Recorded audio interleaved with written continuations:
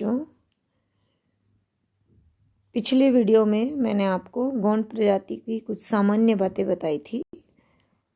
आज उससे आगे कंटिन्यू कर रही हूँ। गोंड प्रजाति के जो मकान होते हैं वो छोटे होते हैं, 30 से 50 झोंपड़ी के होते हैं। और पहाड़ी मारिया गोंडों के गांव प्राय छोटे होते हैं। गांव में मकान बनाने में जो स्थानीय निर्माण सामग्री का उपयोग होता है, मकान, झोपड़ी, लकड़ी की, बांस की कपच्चियाँ, घास फूस, पत्तियाँ, मिट्टी का उपयोग, इस तरह से इनकी जो झोपड़ियाँ बनाई जाती हैं वो आयताकार रूप में बनाई जाती हैं और ये ज़्यादा टिकाऊ नहीं होती, इसलिए मैदानी भागों में दीवारों पर मिट्टी का प्लास्टर चढ़ाया जाता है।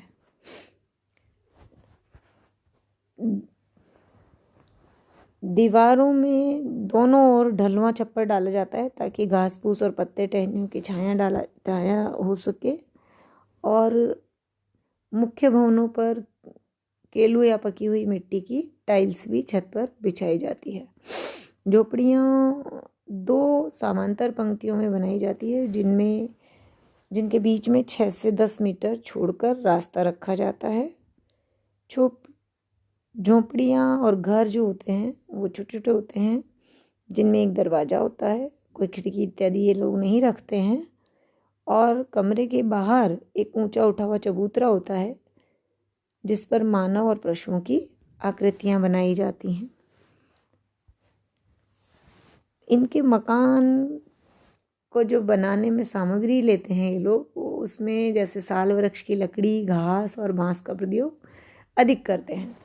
एक झोंपड़ी में एक शयन कक्ष यानी बेडरूम, कोठार यानी स्टोर, रसोईघर तथा सूरों के बाड़े होते हैं।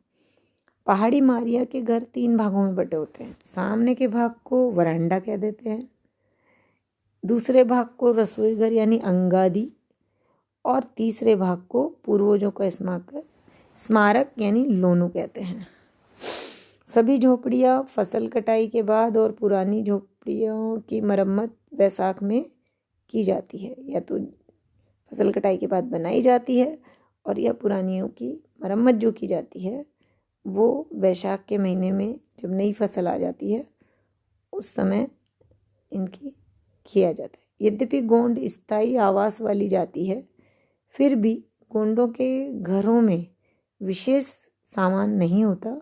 कुछ खाना पीना और पानी भरने के बर्तन, अनाज कूटने के लिए मूसल, सूप, डलिया, टोकरियाँ इत्यादि, बिछाने के लिए चटाई होती है, अनाज पीसने के लिए पत्थर की चक्की, पानी भरने के लिए मिट्टी के उपयोग तथा वर्षा से बचाव के लिए घास और पत्तियों का बना टॉप, बैठने के लिए कुछ छोटे पीढ़े, मूंज की खटिया तथा सोने के लिए बांस की चटाई और लट्ठों के पटिए काम में लिए जाते हैं। इन लोगों को रात में खाने में चावल अधिक पसंद है। कभी कभी ये कोदो और कुटकी जो उत्पादन ये करते हैं, ये एक तरह का आयुर्वेदिक मेडिसिन के काम भी आता है और इसके अतिरिक्त ये लोग इसको उत्पादित भी करते हैं जहाँ जहाँ। तो कोदो और कुटकी के साथ सब्जी एवं दाल का भी प्रयोग किया जाता है। पौधों के आटे से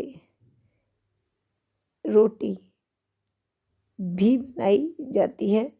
महुआ, टेंगू और घर के ताजे फल भी खाए जाते हैं। आम, जामुन, सीताफल और आंवला, अनेक प्रकार के कंदमूल, दालों, सब्जियों को भी खाने के काम में लिया जाता है। सब्जियों में कद्दू, ककड़ी, चने की पत्तियाँ, रतालू, इमली इत्यादि होती हैं। इनकी बांस की कोपल, कुकुरमुत्ता, प्याज, लहसुन, मिर्च इत्यादि का उपयोग भी ये लोग करते हैं। मैदानी क्षेत्रों में शिकार से प्राप्त सूअर, बकरी, बतख, बिल्ली, कुत्ते, हिरण, मगरमच्छ, सांप, कबूतर आदि सबका मांस ये बड़े शौक से खाते हैं।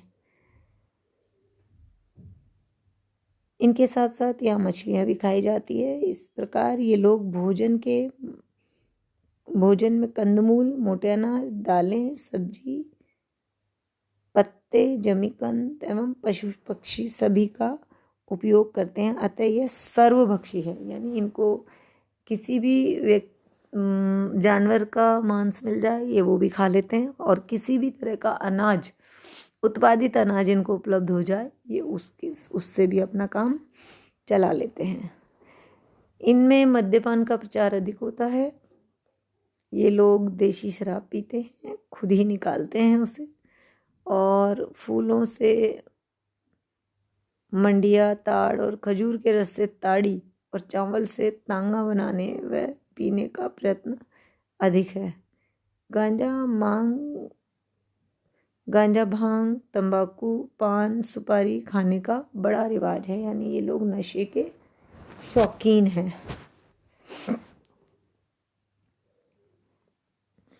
तंबाकू मिट्टी के चिलम से पीते हैं। गाय, भैंस, बकरी का दूध भी पीते हैं। चाय का प्रचलन अब बहुत तेज़ी से बढ़ा है, क्योंकि ये सामान्य लोगों के संपर्क में आना शुरू हो गए हैं। यहाँ शहद का उपयोग भी ये लोग बहुत करते हैं। वस्त्राभूषण में आरंभ में पहले इन लोगों को नंगे रहने की आदत थी, अब ये लोग अपने शरीर को ढक लेते हैं। 3-4 दशकों से वस्त्रों का उपयोग करने लगे हैं, किंतु कम ही करते हैं। अधिकांशतः पुरुष लंगोटी बांधते हैं, सिर पर अंगोछे के प्रकार का कपड़ा भी बांध लेते हैं। कुछ लोग पेट और कमर के नीचे ढकने से अलग से पिछौनी लपेट लेते हैं। स्त्रियां धोती पहनती हैं। आवश्यक रूप से ऊपर नीचे का भाग ढक दिया जाता है। यह शरीर को सजाने के लिए राख तथा रंगों से बनी उसे पोत लेते हैं। पुरुष अनेक प्रकार के पशुओं और बतखों के पंखों के सिर पर लगा लेते हैं।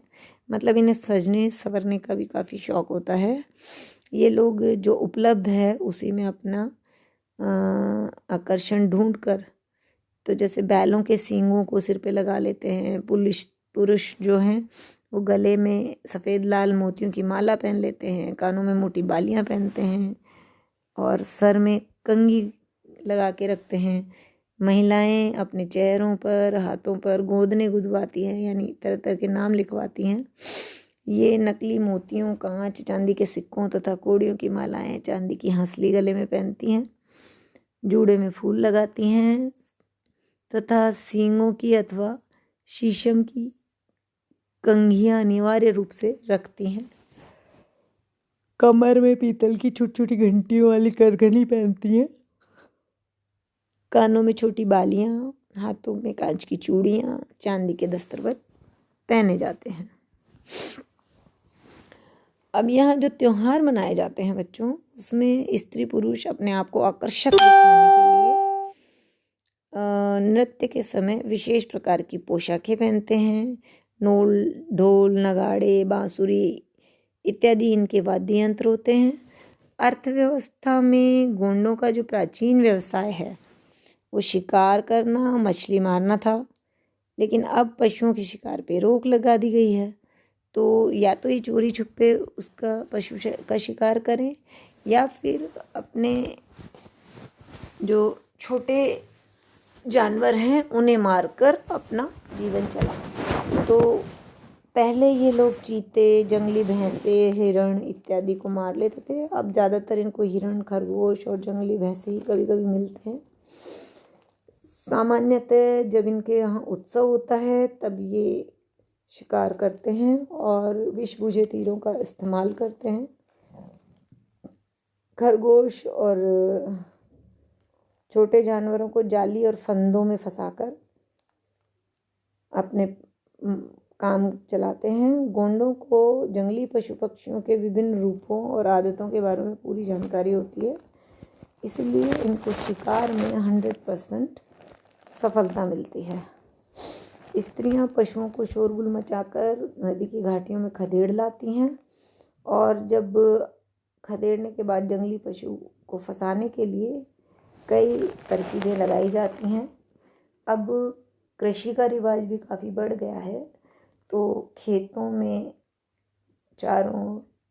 के चारों लकड़ी, कांटों और बांस का घेरा खींच दिया जाता है। एक स्थान से सकरा रास्ता, उसके सामने एक लंबा गड्ढा खोदकर उसे टहनियों, पत्तियों, घास फूस के द्वारा काट कर उसको बालू मिट्टी से भर देते हैं। और जब रात्रि में पशु खेत में घुस जाता है तो रक्षा करते हुए खेत का मालिक चिल्लाता है और पशु घर पर आके सकड़े मार से घुसकर उस गड्ढे में गिर जाता है। फिर ये उसको वहाँ से निकाल कर मार कर खा लेते हैं। चूहे और बंदरों को भी मारा जाता है। मछलियाँ सामान्यतः तालाबों और नदियों की मुख्यतः नारियाँ जो गोंड हैं उनके द्वारा काम में ली जाती हैं। और ये टोकरियाँ, जाल और बांसों के सहारे मछलियों को पकड़ लिया जाता है। अनेक जो वार हैं नदी के जल को जहरीला कर देते हैं, क्योंकि कई बार जब ये वार करते हैं और मछलियाँ मर जाती हैं विषभुजे तीरों की वजह से, फिर महिलाएं उनको एकत्रित कर लेती हैं। ये गोंड जनजाति के बारे में दूसरा वीडियो था जिसमें मैंने इनकी रहन सहन, शिकार करना, वस्त्र और निवास, इन सब के बारे में बताया था। अब इस वीडियो में मैंने आपको इनकी अर्थव्यवस्था के बारे में भी बताया है। आप लोग सुनिए, पढ़ सकते हैं तो PDF में इन चीज़ों को पढ़िए भी, और एटलस के साथ ही पढ़िएगा बच्चों, क्योंकि ह्यूमन ज्योग्राफी एक ऐसा विषय है, मानव भूगोल, जिसमें आप लोगों को ज़्यादातर कहानी की तरह ही आंसर लिखने होते हैं। तो आप इनको पॉइंट्स में लिख लें और जब भी पढ़े एटलस अपने साथ रखें ताकि आप डायग्राम बना सकें उस आंसर में। तो इससे आगे का वीडियो गोंड जनजाति पर तीसरा और अंतिम वीडियो होगा। उसमें मैं आपको गोंड जनजाति के बारे में पूरी जानकारियाँ दे दूँगी।